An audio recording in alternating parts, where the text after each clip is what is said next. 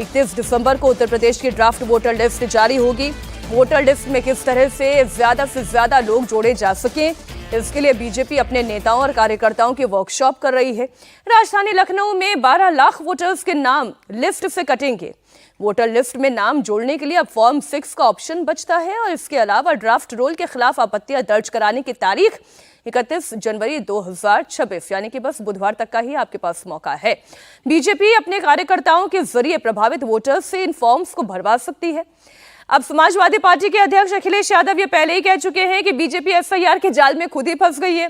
BJP हर seat पर 61,000 vote गंवाएगी, लेकिन BJP का दावा यह है कि जैसे बिहार में एसआईआर के बाद बीजेपी की जीत हुई, ऐसे ही 2027 में यूपी विधानसभा चुनाव में भी कमल खिलेगा। मुझे तो दोनों ही बयानों पर सख्त आपत्ति है। एसआईआर किसी को जिताने के लिए या किसी को हराने के लिए नहीं है। एक बयान हम जरा सुन लेते हैं, फिर इस पर करेंगे चर्चा। देखिए, एसआईआर को लेकर के समाजवादी पार्टी के पेट में दर्द इसलिए हो रहा है कि बिहार में एसआईआर के बाद चुनाव हुए और पूरी तरह से आरजेडी का पत्ता सूपड़ा साफ हो गया और इनको लगता कि यूपी में भी जब विधानसभा का चुनाव होगा एसआईआर के बाद 27 में समाजवादी पार्टी का सूपड़ा साफ होगा, क्योंकि इनके गुंडा राज को, जंगल राज को, समाजवादी पार्टी के जंगल राज को कभी भी यूपी के लोग स्वीकार नहीं करेंगे। चाहे कानपुर हो चाहे दूसरा जिला, गुंडों की पवारा थी। आज गुंडे दुम दबा करके प्रदेश के बाहर हैं। अब अवधेश जी, पहले तो समाजवादी पार्टी के अध्यक्ष को इस बात की चिंता थी कि एसआईआर करेंगे, मुस्लिमों के मोहल्ले में सफाई कर देंगे। अब तो दांव कुछ उल्टा दिखाई दे रहा है। वो कोई एक नया कैलकुलेशन भी बता रहे हैं। बीजेपी मंथन करने पर आ गई है, स्थिति ये है। नहीं, उत्तर प्रदेश में जितनी बड़ी संख्या में, देश में सबसे ज्यादा मतदाता भी है वहां, लेकिन 2,88,00,000 बता रहे, 75,230 नाम तत्काल अभी कटे हैं। अभी ड्राफ्ट सूची 31 को आएगी, उसके बाद और दावे 2,89,00,000 जी, हाँ, 2,88,00,000 जो भी 88,75,000 राउंड फिगर पे हम लोग कह रहे हैं, 230 तो इतना नाम कटना, और लखनऊ जैसे शहर से 10 लाख के आसपास नाम 12 कट लाख, जाना, मैंने वही 10-12 लाख नाम कट जाना, ये सामान्य स्थिति नहीं है जी। अभी मुझे साहिबाबाद के एक अफसर ने बताया कि सर हमारे यहाँ 10,54,000 जो है मतदाता थे, जिसमें से 4,50,000 का पता ही नहीं चला। हम लोगों ने बार बार सूचना दी, ढूंढने की कोशिश की। अब आप सोचिए कि वहां से 10,54,000 थे, अब जो चुनाव होगा वहां 6 लाख पर होगा। तो ये जो परिस्थिति बनी है, ये सबके लिए चिंताजनक है कि भाई इतने मतदाता, मृतक तो समझ में आता है कि चलो आपने 46,23,796 मृतक हो गए, लेकिन अनुपस्थित लोग इतना हो जाना कि 79,52,190 अनुपस्थित हो गया हो, लापता है कि उसका पता नहीं है। स्थानांतरित के बारे में बिल्कुल 1,29,00,000 स्थानांतरित बताए जा रहे हैं। तो ये ऐसी संख्या देश में कहीं नहीं हुई है। तो अब ये किनके मतदाता थे, ये वोट डालते थे भी थे कि नहीं डालते थे, क्योंकि सर शहरी वोट घटे, इसलिए मेरी चिंता ये है कि जो बीजेपी मंथन कर रही है, शहरी वोट कटे हैं। ज्यादातर वोट जो कटे हैं शहरों में कटे हैं, कानपुर, लखनऊ, गोरखपुर, ये गाजियाबाद, बरेली।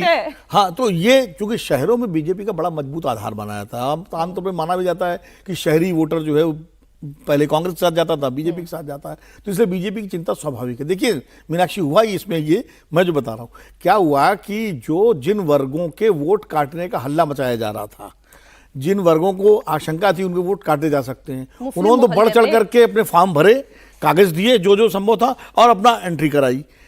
और खबर यह भी है कि समाजवादी पार्टी ने इस मामले में एक तरफ तो अखिलेश जी आरोप लगाते रहे, दूसरा उनके बीएलओ जो थे वो बहुत एक्टिव रहे।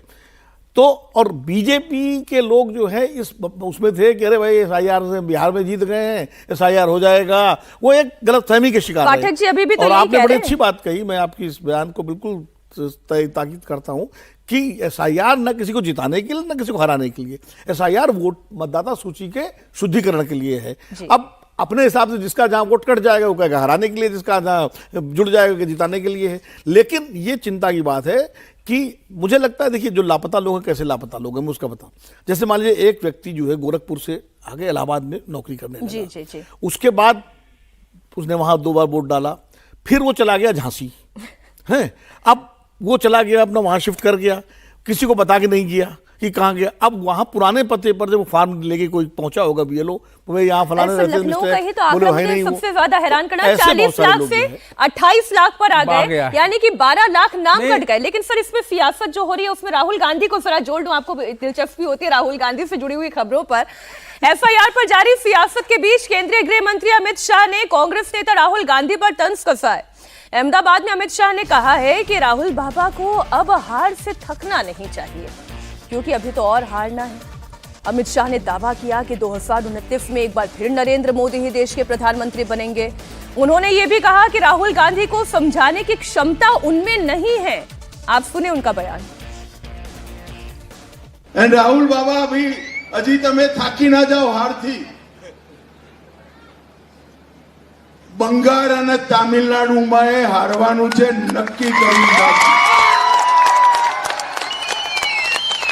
અને 2029માં પણ પરિવાર